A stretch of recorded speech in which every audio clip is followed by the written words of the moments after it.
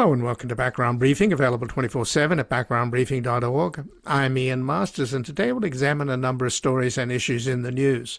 We'll begin with the frightening reality that the fascist in the White House, who has already conducted one coup attempt against American democracy, is now entirely focusing his presidency on the Save America Act, which is in essence the Save Donald Trump Act, to prevent a predictable Democratic victory in November so that Trump and his family won't be investigated and the occupant of the gilded golden Oval Office will not be dragged out in a straitjacket or an orange jumpsuit.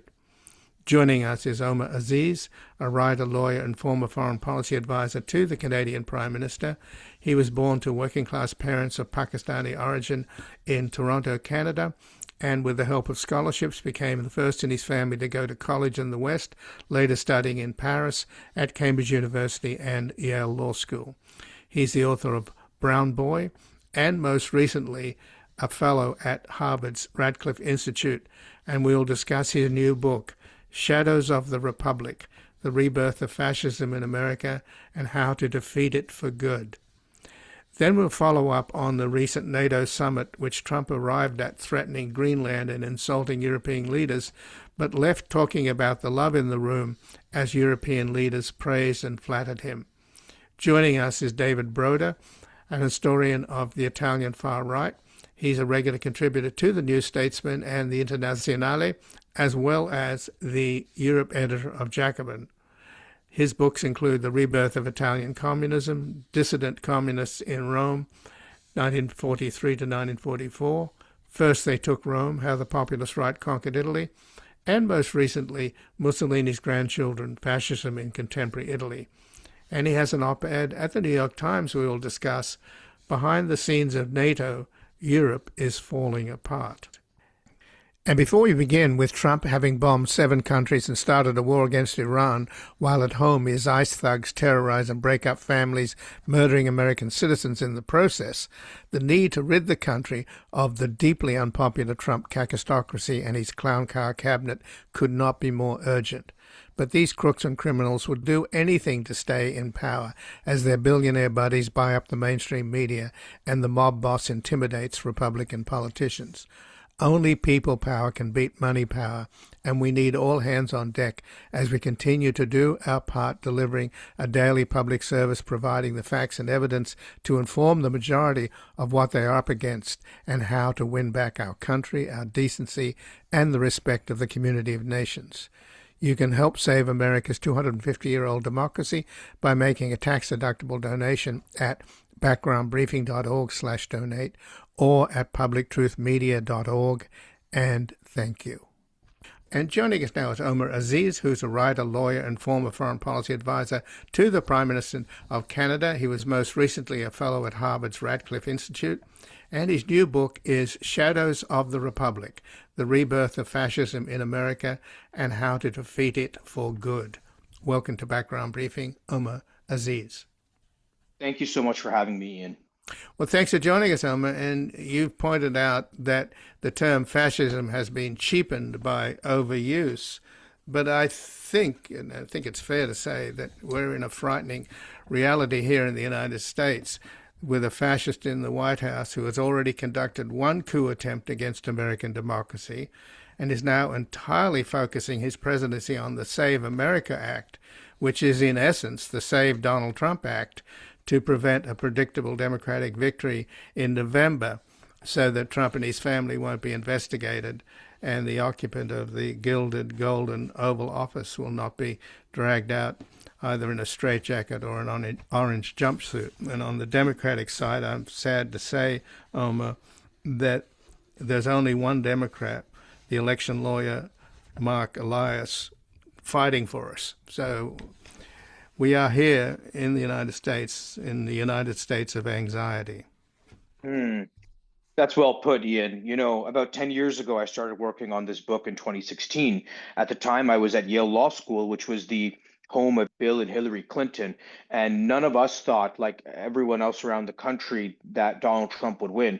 But there was a certain presumptuousness there about Bernie Sanders supporters, about those who question whether Trump might win, and certainly about those who used the F word at the time. If you remember 10 years ago, even 5 years ago, someone who said Trump was a fascist was labeled as unhinged, as far left, as someone who's inaccurate, and using this term as a slur. Well, it turns out we were right. Fast forward to the present. And if anything, those critiques of Donald Trump 10 years ago were too moderate and too limited. That everything that we have seen happen and transpire over the last 10 years was predicted, was written about, or in Trump's case, his saving grace, in a sense, is that he tells us everything he's going to do already, right? So we have seen the emergence of fascism.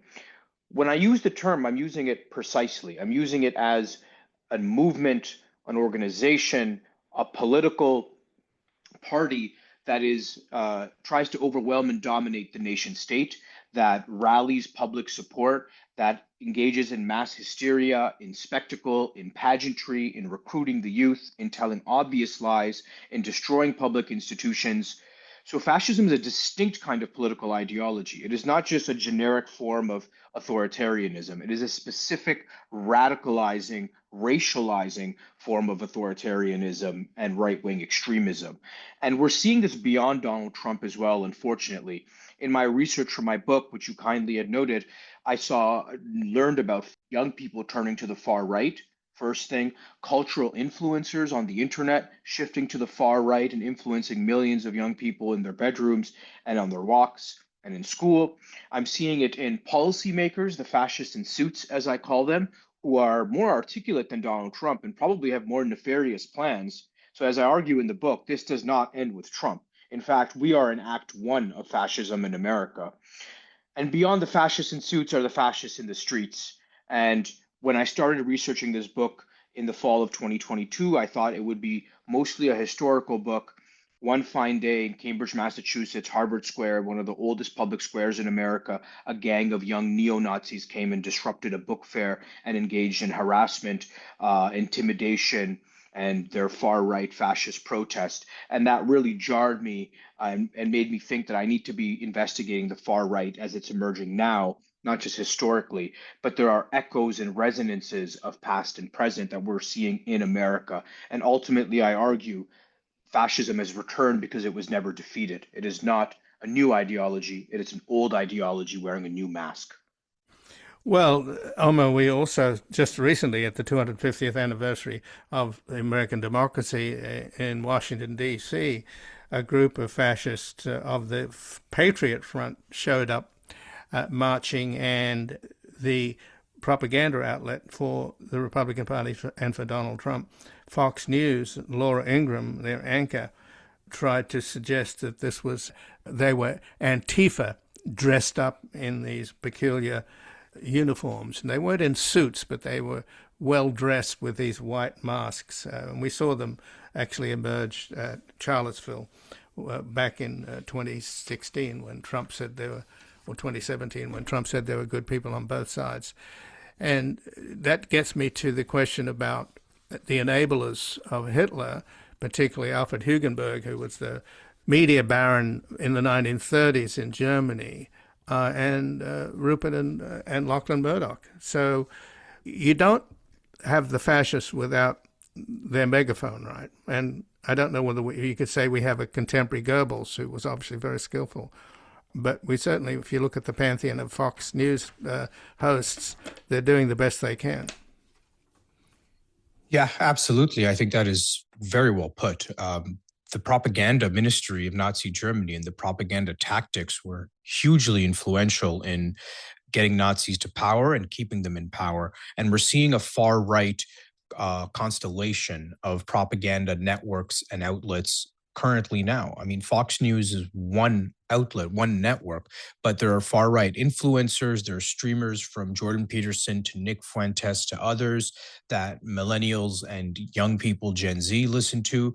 There are the Laura Ingrams and the kind of independent right-wing commentators. You have Donald Trump himself, who is a one-man propaganda ministry himself. I mean, literally with Truth Social, but also in the sense that whatever he says, whatever he tweets, he's able to change the agenda very quickly. And this is somewhere where liberals and progressives are on the back footing. And it is a paradox I wrestle with in my book, that how is it that a movement that is often perceived as being, a bastion of Hollywood and the universities and the elites, you would think we'd be able to tell a better story. You would think we'd be able to compete on narrative grounds. And yet we have been losing this debate for the last 10 years. I mean, one of my interviewees who was in law school with me and ended up clerking for the Supreme Court and was an early supporter of Trump said it plainly to me that the left lost all the major battles, whether it was immigration, whether it was culture, whether it was democracy, whether it was Roe versus Wade, whether it was judges, go down the line. And I think a part of the reason why is because the left for the last 10 years, 20 years, 30 years, we have been very good at organizing protests and mass movement, but not necessarily converting that into political change. Whereas the right has been gunning for political power since the 70s, since Nixon, since the 80s, since Reagan, and they've built up institutions that Trump then came and took over. The Federalist Society, the Republican Party, even the slogan of Make America Great Again comes from Ronald Reagan. Donald Trump did not invent this. And so the circumstances and the context was perfect for a right-wing strongman authoritarian to swoop in and to essentially convince the masses that they could only fix America by voting for him. On the propaganda front, I think that young people in particular are allergic to this right-wing or left-wing, frankly, propaganda. And the only way to push back is to tell real stories, to push back on the merits, to organize ourselves, and to ensure that we being left, right-wing, common sense conservative, centrist, anyone who's not part of this cult, that we do not use our megaphones to just destroy each other, which is what we have done in the past, and that we focus on the issue of American democracy, building up our institutions, and ensuring that they're stronger and we're able to pass them on. I was in Chicago just before the America 250 anniversary as well. And I was reflecting on this, that this is the anniversary of the signing of the Declaration of Independence. The Constitution is written 10 years later. That is the structure of American government. But the Declaration is the embodiment of all the great principles of American democracy, particularly the right to life, liberty, and the pursuit of happiness. And what is the Declaration?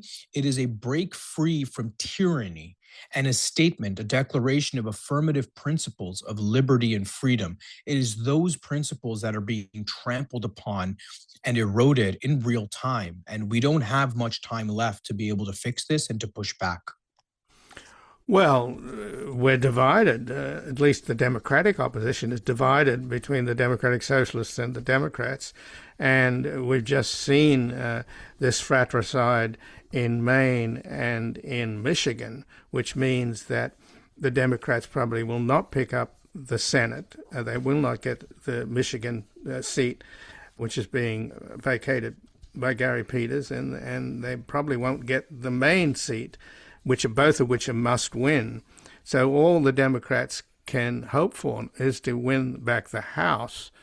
But when you talk about immigration, Omer, think about the money and the power that ICE has. DHS just got $75 billion from the Republicans, and they have $100 billion they haven't even spent.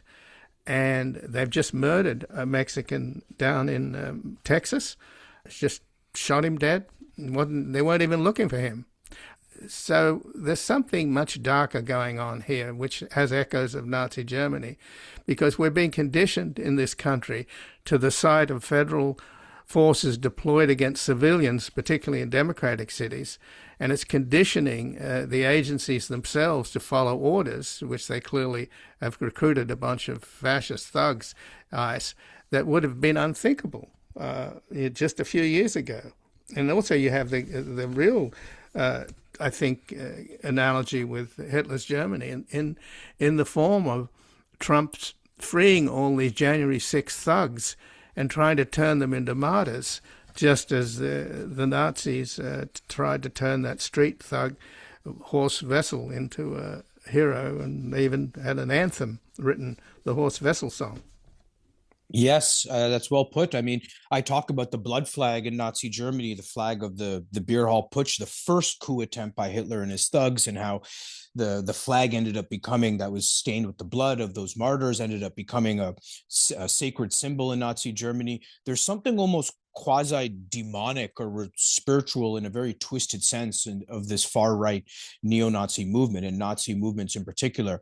I think the ice point is especially disturbing and alarming, given that the ICE is a federal police force at the discretion, the disposal of the federal government, which is under the control of a single person, the President of the United States, under Article 2 of the Constitution. So there's enormous amounts of discretionary power that any president can use, and Donald Trump is using it for fascistic ends, for authoritarian ends, and to destroy his political opponents, destroy institutions, and harm American democracy in particular, right? And so this is where the book opens. In fact, I talk about how we get to a point of no return, right? And we're close to that point right now, because how do liberals and Democrats organize with our voices, with our pens, with our families, with our neighbors, with our communities, when the people on the other side of the fence have military grade armor and machine guns and have the right to kill, right? That is a point that we are at now.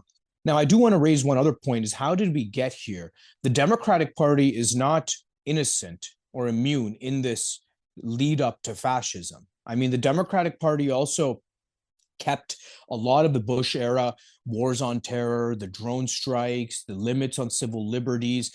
They're beholden to this elite consultant class that keeps losing elections. They put forward two candidates, one in 2016 and one in 2024, that clearly were going to lose the election. That they, well, maybe less so in the Hillary case, but if you were going to college campuses, if you were talking to people the way I was, it would become quite apparent that both Hillary Clinton and Kamala Harris were not generating the energy and enthusiasm that is needed to win a presidential election, despite their better ideas. And of course, in 2016, the Democrat Party also rigged the election, the primaries, against Bernie Sanders. Now, I don't want to blame Democrats for this, but we have to view this as a structural challenge and an issue. Is that if the Democratic Party had been on the side of working people, of democracy, of saving American institutions and building an economy that works for all people and is not just for certain corporate interests, that maybe we'd be in a different position right now, and we'd be able to have someone in the White House who actually cares about American democracy. So I think the Democratic Party, unfortunately, abandoned a lot of its traditional voters and young people and people concerned about democracy as well. And we're starting to see the pushback of that, especially the elite of the Democratic Party, within candidates like Congressman from Silicon Valley, Ro Khanna, the mayor of New York City, Mayor Mamdani, other people who are running for Congress and for Senate across the country. I take your point that the situation that unfolded in Maine was extremely unfortunate. Again, almost an own goal, a self-error. Like, how did we get to this point? And we're changing candidates a few months before the election, right? So we tend to have these errors, unforced errors that we make that allows the Republicans and Donald Trump to just gun right for power. They're very good at doing this, right? So I think part of the challenge here is getting our own house in order, the progressive house, the liberal house, the centrist house, whatever you want to call it, to stand up for American democracy truly, and then to wage that fight against the Republicans in the upcoming elections, and constantly to be organizing in all the days leading up to those elections to let people know that we're not going to back down, that American democracy is not going to fade and fumble after 250 years, that it's only getting started, and that requires everyone playing their part. And I'll just say one other thing, that at the end of the book, there is an anti-fascist playbook of 25 points that anyone can implement right now, from public officials to teachers to community members to parents to students. So my book is not only diagnostic in saying this is doom and gloom and we are destined to failure. There is a playbook there, but time is running out. So we also have, Trump, of course, is mentally ill and an evil person. But waiting in the wings, you have the Silicon Valley tech bros have their guy, Vice President Vance, waiting. And let me just quote from your book. When fascism overtakes the United States, it will elevate private power. It will be futuristic and technologically sophisticated. It will have the rough American undertones of racial violence, and it will glory in the flag and traditional American culture. It will be televised and streamed and broadcast, its untruths repeated every minute.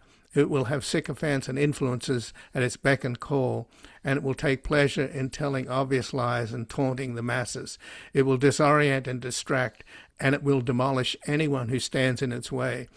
And wherever all other tactics have failed, it will simply silence the masses until people accept defeat. And already in terms of the media, again going back to the media, you have one of the richest guys on the planet, Larry Ellison and his son, already owning CBS, about to own CNN. So the writing is on the wall. Yes, yes. No, I think the writing is on the wall, and there's a lot of work left to be done on the media front in particular. The media helped Donald Trump get elected the first time, right? They streamed his rallies live. He was very entertaining. And if anything, Donald Trump proved that American politics is not about substance and is not about policy. It is fundamentally about entertainment and amusing the masses. And that is what he was able to do. That is what Mussolini and Hitler and other fascist leaders were able to do as well.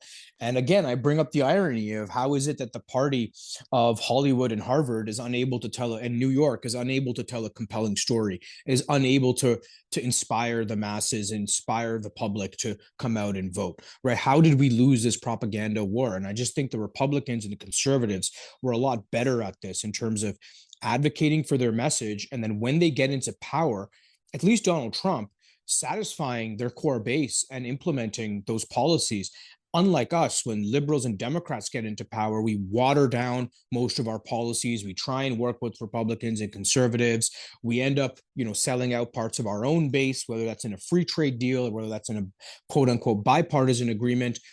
And yet the propaganda factories and the megaphones continue spewing out this far-right nonsense.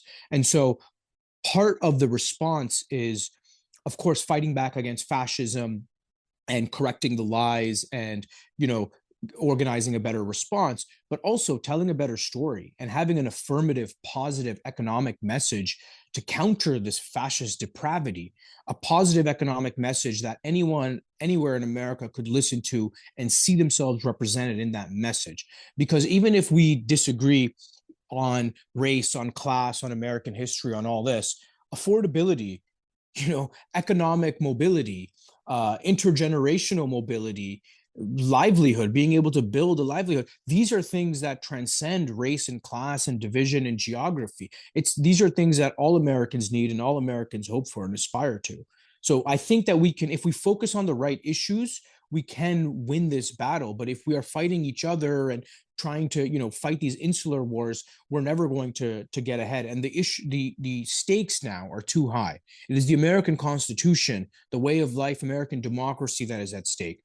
It survived the first 250 years barely with the Civil War. And by the way, with the Civil War, the Confederacy, I trace this in my book, the lineage of American fascism doesn't begin with Hitler, doesn't begin 1945. It goes back to the 1800s. It goes back to the KKK, the Confederacy. It goes back to the founding of the country and the implementation of racial categories into the Constitution. So there is an old DNA here in America of fascism and the far right. We have to uproot it, step one. Step two, we have to organize. Step three, we have to put forward affirmative, positive, substantive economic messages that can actually rally all kinds of people around a common movement. And just going back to your book, The Shadow of the Republic, The Rebirth of Fascism in America and How to Defeat It for Good, in the chapter when the demon takes over, fascism is a cult of power. It works by intoxicating half of the population and filling the other half with dread and despair. You bring up Albert Speer, Hitler's architect, and how he joined the fascist parties. And I must say, again, we're talking about similarities between Germany in the 1930s and America today under Trump, which are uncanny and extremely disturbing. What Trump is doing in redecorating the White House and his obsession with his arch, what they call the Arc de Triomphe, along with the ballroom there's literally, you could have Albert Speer as the architect on both of those projects. Yes, absolutely. Albert Speer, Hitler's architect, minister of armaments later on, and someone who joins the Nazi party at a young age. He's a great example because here's someone from a refined upper class family in Germany who is still seduced by the appeal of neo-Nazism and Hitlerism. And the aesthetic appeal of Nazism was partially in the buildings and in the construction, right? The giant Reichschancellery, the remade Berlin, the Cathedral of Light, those hundreds of lights shooting up into the air, this creating this ominous spiritual feeling. This is a distinguishing factor of fascism, is the focus on appeal, on aesthetics, on architecture in particular. And it is one of the parallels between Hitler and Trump. There's not many similarities between them in terms of their political commitment to their ideologies. Hitler is a rabid ideologue. Donald Trump is an opportunist who does believe in some of these ideas, and yet there is this focus on real estate and on construction that is similar between them. You know, I learned in my book that when Hitler was Reichschancellor, he spent most of his time designing buildings because those buildings ended up conveying the grandiosity, the megalomania of Nazi Germany. Well, what is Donald Trump doing? There's the ballroom, there's his mimic of the Arc de Triomphe, there's the military parades, there's executive orders mandated by the federal government for federal agencies to give preferential treatment to neoclassical architecture, right? That is classically from the fascist playbook as well. So there's this similarity, this parallel between architecture and aesthetics and the appeal of fascism in particular. And I'll just draw your listeners' eyes to the eagle that Donald Trump put on the White House, the golden eagle, right in the front. And it eerily reminded me of the Imperial German and the Nazi eagle, which is also on the cover of my book. It's a split screen between the American eagle and the Nazi eagle. And when I saw that golden eagle Donald Trump put on the front of the White House, immediately I thought of the German eagle and not America's symbology of that eagle. So that itself, it's right in our face now. It's not implicit anymore. It's explicit. We can see it. And that's why fighting back and building something better are even more important now. And in fact, we only probably have 2 to 3 years to get this right.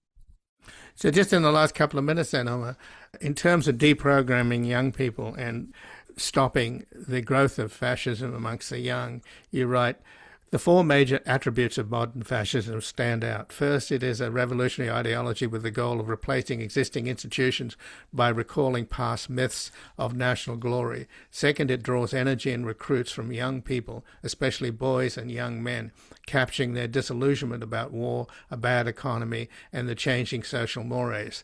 Third, it expertly uses pageantry and spectacle, turning politics into an aesthetic and spiritual experience. Finally, fascism is fundamentally about the consolidation of power, subsuming all civic and social institutions within the state. Fascism's policies of expulsion and extermination derive from its zealous drive to create a new man and a new society. And of course, in terms of Hitler, it all ended up in ashes with 50 million dead. How do you see the need for this deprogramming? Yeah, well, I think it's good that you pointed out how Hitler ended, how his life ended, how the Nazi regime ended. Berlin in smoke and ashes, 50 million people, Hitler taking cyanide, putting a bullet in his head, his top lieutenants, including Goebbels, doing the same to himself and his family, Mussolini hanged in public and beaten and humiliated. You go down the list of fascist leaders, and their end is always ignominious. It is always disgusting given where they were at, right? They're humiliated at the end. And so it never ends well because the ideology itself is based on violence and destruction and hatred. I don't think, or at least I hope, that's not going to be the end result of American democracy, because we also need American democracy to survive, and there's many innocent people who will be harmed if that happens. But we can begin this denazification or this deprogramming, I think, at the local level. That's where the anti-fascist playbook I have put together, that's where it focuses. So things like teaching young people media literacy at a very young age, being able to distinguish between what is true and what is false, especially in the age of AI, that is very important. Teaching accurate history of the American past. My book does not, and my lectures do not shy away from the Trail of Tears or the Confederacy or the Ku Klux Klan or the racial laws of the 1920s. A confident country is able to confront its past and learn from it. In fact, this should have been the first inkling that there was something amiss in American democracy, was all these lectures that progressives would get as soon as they brought up anything bad about American history. It's not an antidote. We've seen the far right rising in Germany as well, which has attempted to wrestle with its past, but it is the beginning, I think, of a reckoning, is to understand how we got here and to tell the truth about the past to young people. I think another point is getting young boys and getting young men back on track. They've clearly fallen off track for economic, sociological reasons that readers can explore in my book, but they are the foot soldiers of fascism. When you lose meaning in life, an economic opportunity, a feeling of belonging, it becomes a lot easier to join a cult or a gang, which is what the fascists are.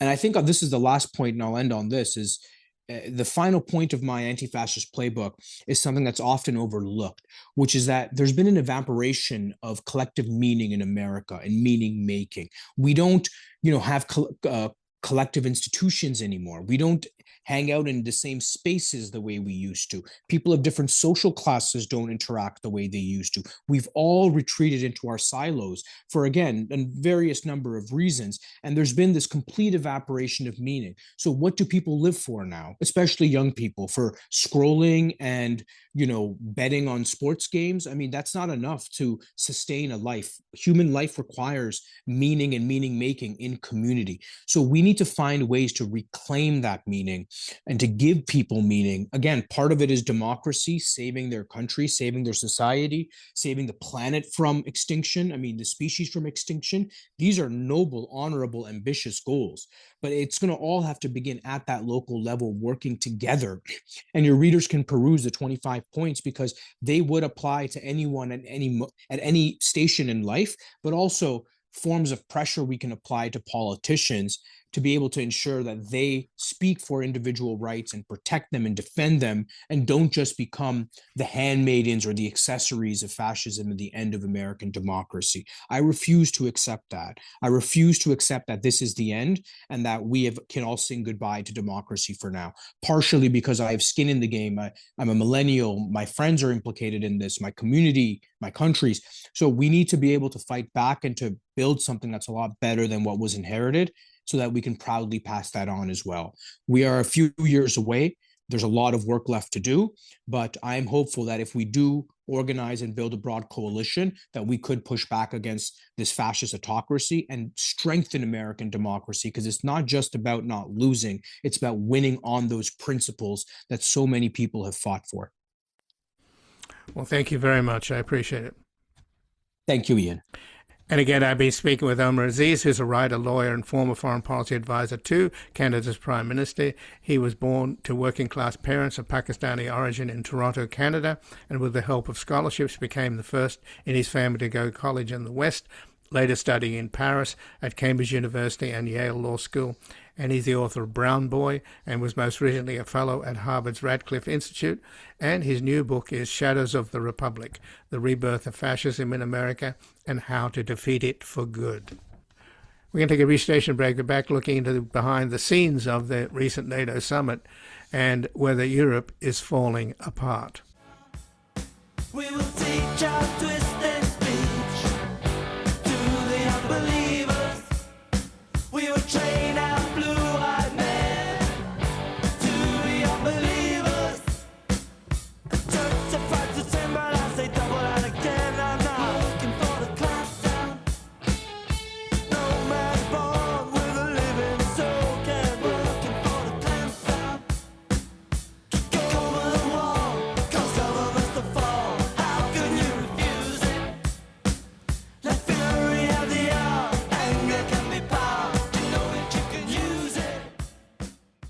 Welcome back. I'm Ian Masters, and this is Background Briefing, available 24/7 at backgroundbriefing.org. And joining us now, David Broder, an historian of the Italian far right. He's a regular contributor to the New Statesman and the Internazionale, as well as Europe's editor of Jacobin. His books include The Rebirth of Italian Communism, Dissident Communists in Rome, 1943 to 1944, First They Took Rome, How the Populist Right Conquered Italy, and most recently, Mussolini's Grandchildren, Fascism in Contemporary Italy. And he has an op-ed at the New York Times, Behind the Scenes of NATO, Europe is Falling Apart. Welcome to Background Briefing, David Broder. Hi, Ian. Thanks for having me on. Well, thanks for joining us. At the recent NATO summit in Ankara, Turkey, Trump blustered in with Erdogan, the dictator, meeting him at the airport, and then he did a press conference where he went on about how the U.S. should take over Greenland from Denmark, a NATO partner, praised the so-called strong man. His host, Erdogan, kept saying how he's strong, you know, he's a tough, all that dictator-loving stuff that comes from Trump. So that's how it started and alarmed everybody. But at the end of the NATO summit, Trump says, "Oh, it was a love fest. You can't believe the love in that room, and they were all so nice to me." And he even admitted, because he's obviously a very sick man, he even admitted that maybe they were putting on their affection. It wasn't authentic, but nevertheless, he was lapping it up. So, where do the Europeans stand now? I mean, America still is the 900-pound gorilla, but are they willing to go along with this absurdity of Trump and what he's done, particularly in the Persian Gulf, or are they taking their own path? Well, I think a lot of European leaders have tried the path that you mentioned, which is to try and flatter Trump, to try and appeal to his ego, and they think they're being very clever by doing it. So we've seen Friedrich Merz, the German chancellor, Marc Rutte, the former Dutch prime minister, who's the NATO chief, and even the British prime minister, Keir Starmer. You know, they've tried to cozy up to Trump and convince them that they're his best friend. And, you know, that's all very well and good. It hasn't seemed to buy them any influence over his policy or even forewarning of what he's going to do in terms of foreign policy. So with things like the war in Iran, for instance, even though European states did adopt a very conciliatory line, did let the United States use their air bases to assist with the attack on Iran, Trump still didn't give them much credit. What I'm trying to talk about in the piece really, though, is that I think, of course, Trump's mood swings and erratic behavior is one part of the problem. But really the question Europe faces is, well, how is it able to stand on its own 2 feet? How is it going to be resilient? How is it going to be not dependent on the US, perhaps even when Trump isn't president anymore? And when we look at things like energy costs and the energy supply, the troubling thing is that while European leaders have been talking a fair amount about independence, standing more on their own 2 feet, in reality, Europe's become more dependent on the US in several ways. Firstly, because of kind of pandering to Trump, this trade deal that Ursula von der Leyen, the European Commission chief, agreed to last summer, and now the European Parliament has been pushing through. Or when it comes to energy, because Europe has begun to, or gone some way in cutting itself off from Russian gas supplies, but it's largely replaced that with an enormous increase in fossil fuels from the United States. So what I'm saying really is that what Europe needs is the kind of structural changes, the kind of investment, the kind of development of its own energy supply, things like the Green Deal, things like developing renewables, which even if they're not politically popular or there's a lot of pushback against them, are necessary in making Europe more resilient and independent long term. Because Trump has all his personal qualities or vices, but ultimately, in a multipolar world or one in which different powers are emerging and US leadership is waning, Europe needs to be better able to stand on its own 2 feet. So that's what I'm talking about in the article, really. But what the recent NATO summit was largely about, and this is what Trump's been on about, is some people over here think that maybe Putin owns him because he spends 90 minutes on the phone with Putin all the time. We never know. There's never any printout, so we don't know what's going on. And he did have a 90-minute conversation with Putin just before he left for the NATO summit on July the 4th. So what clearly has happened, though, is the Russian invasion of Ukraine and the ongoing war has forced the Europeans into spending a lot more on defense. And isn't that largely at the expense of the Green Deal? Yes, I think we've seen a big shift in the priorities of the European Union in terms of collective borrowing. Maybe in the aftermath of the pandemic, the European Union was investing and was borrowing collectively more to invest in its future. And maybe 6-7 years ago, when Ursula von der Leyen became Commission President, she was talking up the Green Deal as the future for the EU's economy. Now, I don't think that the Green Deal was all that ambitious. In fact, in many ways, it's far short of what's necessary. It's about state support for private businesses to invest. But we saw then the EU shifting towards the green agenda, boasting about being a world leader. And now instead it looks like rearmament is the main focus of collective borrowing, that the eventual aim of reaching 5% of GDP on defense, which most EU members in NATO have agreed to, that's become the kind of in the minds of people like Friedrich Merz, German Chancellor, that's not just about defense, but that's also a way of creating jobs. That's also the path to reindustrialization. So in a way, they've been bounced into it by the Russian invasion of Ukraine. They've also been bounced into it by Donald Trump, because, of course, it's him who's demanding that EU countries meet this target, in many ways an arbitrary one. We could talk about whether the best way to defend Europe is to meet an arbitrary target in terms of spending. But as a kind of foreign policy power, I think the problem that the EU has is basically the EU leaders have basically been trying to lobby Trump to not sell out Ukraine, to Putin.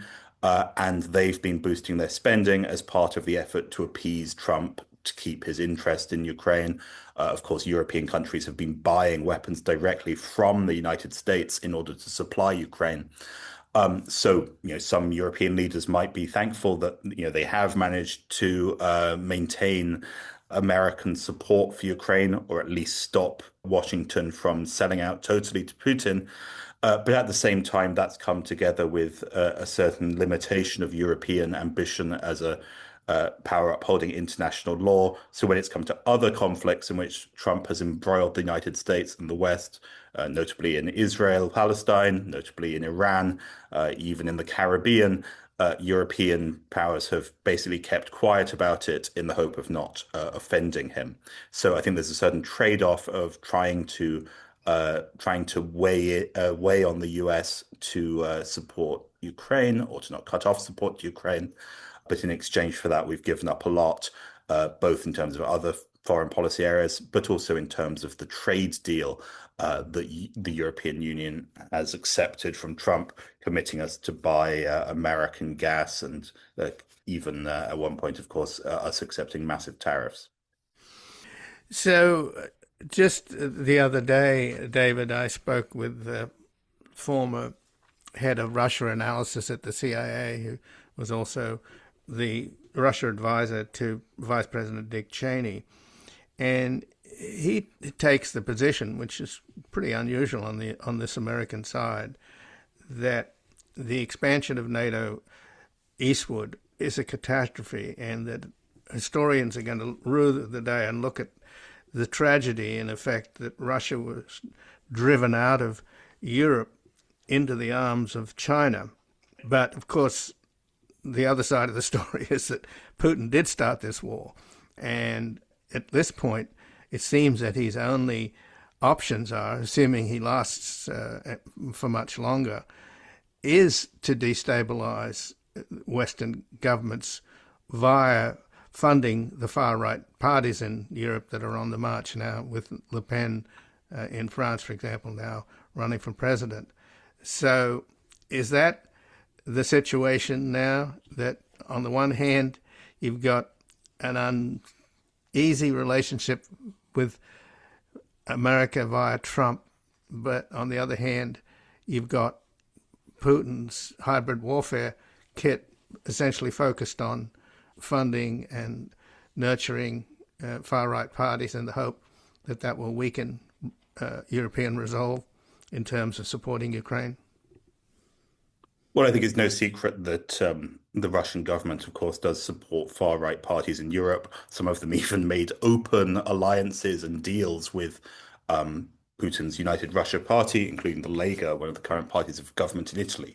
Of course, this isn't the only, the Russian support isn't the only, perhaps even not the main reason why these parties are so strong, but there certainly is a lot of division in Europe and a lot of reason to doubt that the European Union is indeed going to pull together. I mean, in response to the first part of your question about the eastern expansion of NATO, I mean, I'm sure that most people in the Baltic states or Poland, or certainly in the mainstream politics, they're not regretting the fact they're in NATO. They're the countries that have increased their defense budgets the most.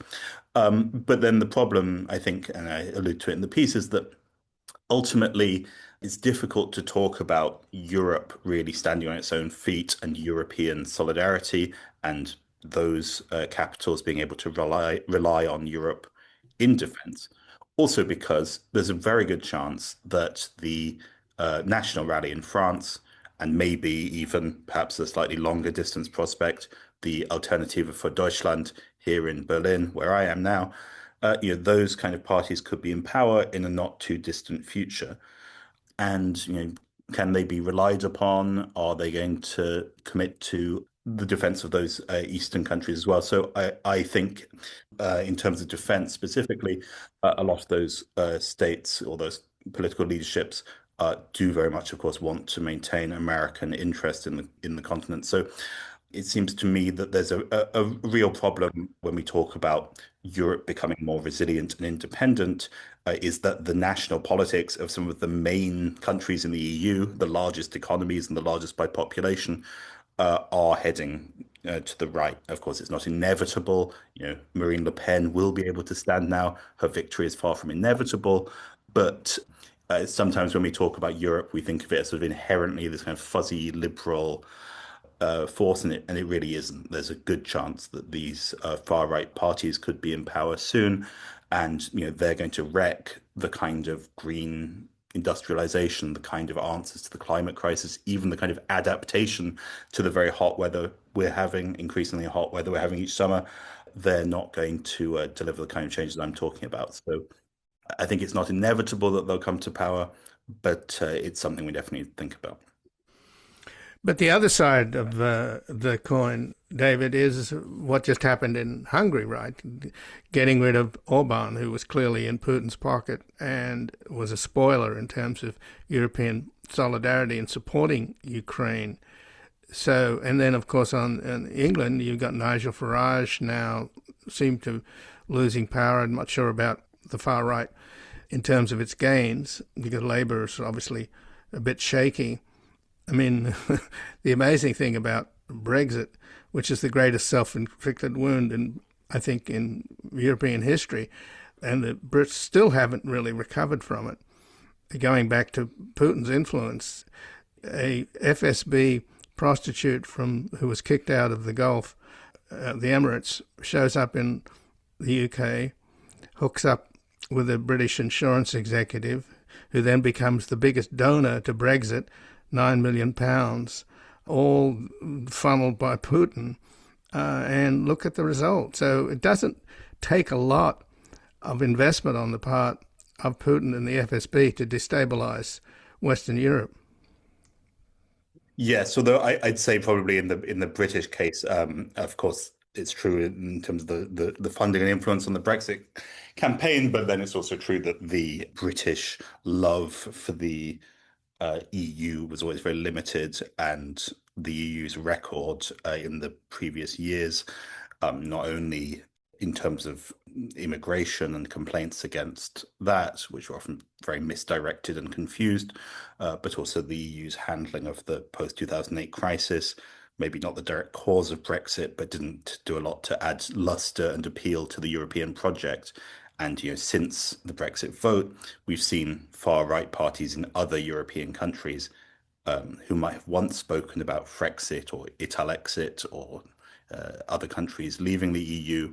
All of that kind of discussion has gone away. No one's talking about leaving the European Union anymore. In the last European elections in 2024, I think parties who wanted their countries to leave the EU won extremely few seats, if any.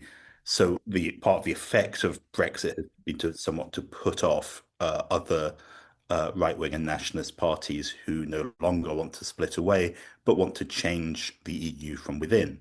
And the problem is they're having some success in doing so.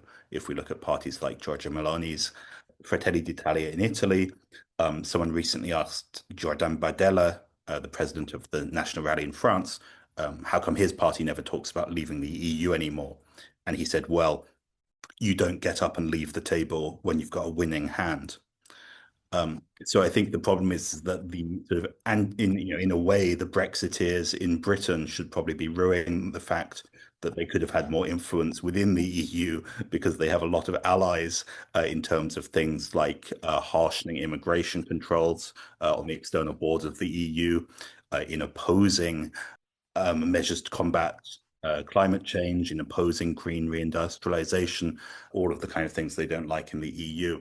So I think that today we're no longer talking about the threat of the EU kind of splintering with other countries, leaving, but it still has a fundamental problem, I think, which is that if it doesn't invest more in terms of its energy independence, if it doesn't show itself, the EU, as able to democratize, to make its institutions more susceptible to popular pressure, then it might survive as a united body, but it's going to both lack legitimacy and it's going to have problems in dealing with the kind of crisis we're facing, whether that's the climate crisis or whether it's things like the effect on energy prices of the war in Iran and of these crises that are spreading around the globe.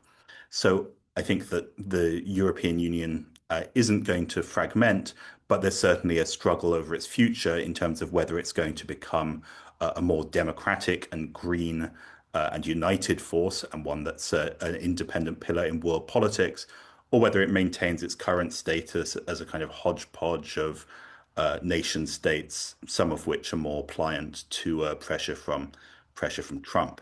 Of course, the Hungarian election in many ways showed that Viktor Orban tried rather desperately in the final stretch of the campaign to kind of lean on the support of Donald Trump's government, J.D. Vance coming to Budapest and so on, and that impressed extremely few people.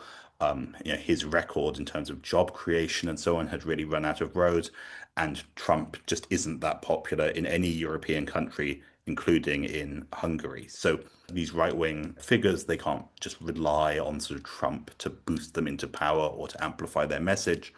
But at the same time, it's also true that the kind of effect that Trump's administration is having in terms of the pressure he's putting on Europe to spend more on the military, to buy US fossil fuels and so on, can also have destabilizing effects also on other governments around the continent. Right, but the one thing that Trump and Orban and Erdogan have in common is that they're all kleptocrats, and presumably people in Hungary were pretty disgusted by how much Orban was feathering his own nest. But yeah, I mean, it seems to me that, in the Hungarian case, what's interesting is that although, of course, it's easy to think about it like, well, Orban is against the EU, but at the same time, for the first, after Orban returned to power in 2010, for the first several years, what his government was fairly effective in doing was selling Hungary as somewhere for investment for German car manufacturers and so on, and also getting EU funds. And his party machine distributed it among their own base and among friendly business interests. And in the 2010s, because the government was managing to push up job numbers, creating a lot of low skilled and low paid, but still creating a lot of new jobs, that was able to buy off a certain section of the population. Over the pandemic and during the war, particularly with the high energy prices, that strategy has failed very badly. There started, of course, to be more pressure from the EU in terms of not handing funds to Hungary. So I think the kind of combination of the loss of the sense of progress in terms of the economy and jobs, combined with the atmosphere of corruption and cronyism, ultimately badly undermined Orban's base, because even in areas where it used to rack up enormous electoral majorities, it did very badly in the election. I mean, the opposition certainly strengthened its vote and was more united, but also Orban's party, Fidesz, I think it dropped from 2.8 to 2.3 million votes, something like that. So a lot of its own base had kind of withered because its model of crony-ish capitalism had started to run out of steam. So just in the last couple of minutes then, David, as you write in your article at the New York Times, behind the scenes of NATO, Europe is falling apart.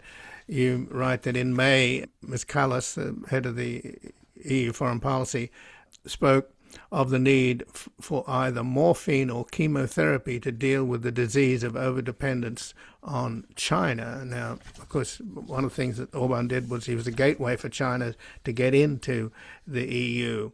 But on the other hand, you write that the continent also remains heavily reliant on American tech firms, American energy, and American payment systems. So I'm thinking of what the Prime Minister of Canada said at Davos that got a lot of attention, where he basically said that the big powers like the United States and China were caught in a kind of squeeze between the two of them, and the middle powers have got to get together to survive.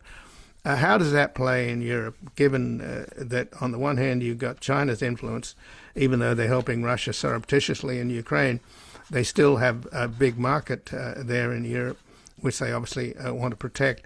But on the other hand, you've also got the power of reliant on American tech firms, American energy, and American payment systems. Mm-hmm. Well, I mean, part of the problem we've had, of course, is that even under the Biden administration, not just under Trump, there's been pressure from the US for European to decouple from China and Chinese tech, even though, of course, the American governments often then go around Europe's back and make separate deals with China anyway. So, I mean, I think the fundamental problem is that, I mean, I just keep coming back to it. The fundamental problem is that if Europe isn't more independent in terms of its energy sources, then it's wildly vulnerable to external shocks in certain fields related to tech and payment systems and so on. There's some talk of progress. There's not that the European Union's doing nothing. So, let's talk about boosting European semiconductor production, creating the digital euro and making us not so dependent on US payment systems. And it might sound like a very technical question, and why would anyone have a problem using Visa and MasterCard? But it really does matter. In fact, of course, a judge of the International Criminal Court, subject to US sanctions and expelled from Visa and MasterCard because he upset the US government because of the ICC's investigation into Israel and charges of genocide. So it really does matter that Europe does become more independent in these ways. And I think the problem is that we often have this kind of language of independence and standing on our own 2 feet, but then it stops at we should contribute more to NATO, we should spend more on defense, but we sort of maintain this mentality of being a kind of junior partner to the United States, or the idea that ultimately the US is really our ally and maybe Trump is just a blip. And I think that's a naive attitude. And Mark Carney's Canadian Prime Minister's speech about the middle powers, that's great. And I wish he himself would more consistently follow that line, because when it comes to the war in Iran, the other NATO powers were pretty weak in terms of standing up against what Trump was doing, and rather than just sort of hoping that he'd get it done quickly and that kind of approach. So yeah, I think it's fundamental that Europe becomes more independent, and that's also a matter in terms of we can't just live expecting the industries and manufacturing on which we rely to be located around the rest of the world, because it's also important in terms of reindustrialization in Europe, in terms of job creation, as well as the sort of more fundamental question of sort of resilience and not being overly dependent on others. Well, David Broder, I thank you very much for joining us here today. Well, thanks very much. And again, I've been speaking with David Broder, who's an historian of the Italian far right. He's a regular contributor to the New Statesman and the Internazionale, as well as Europe's editor of Jacobin. His books include The Rebirth of Italian Communism, Dissident Communists in Rome, 1943 to 1944, First They Took Rome, How the Populist Right Conquered Italy, and most recently, Mussolini's Grandchildren, Fascism in Contemporary Italy. And he has an op-ed at the New York Times, Behind the Scenes of NATO, Europe is Falling Apart. And this has been Background Briefing. I'm Ian Masters, and I'd like to thank producers Graham Fitzgibbon and Asher Price. And if you've missed any of today's program and would like to explore our vast archives, you can visit us at backgroundbriefing.org, where we'll include extended interviews searchable by topic and have made it easy for you to sign up for the daily email updates that provide links to resources, articles, and books discussed on the program. Also, you can find links there to subscribe wherever you get your podcasts, and we highly encourage your ratings and reviews on these platforms. And you can find us on Twitter, Blue Sky, and Facebook at Ian Masters Media, and our new social media managers, Evan and Luke Susswood, are also posting highlights from the show on YouTube, TikTok, and Instagram at Ian Masters Media. So please do help us reach more listeners by sharing this program with friends, family, and colleagues. And to help us sustain this program into the future and assure it remains free to all, please take a moment to support us by going to backgroundbriefing.org/donate, where your tax-deductible donations, large and small, keep us broadcasting.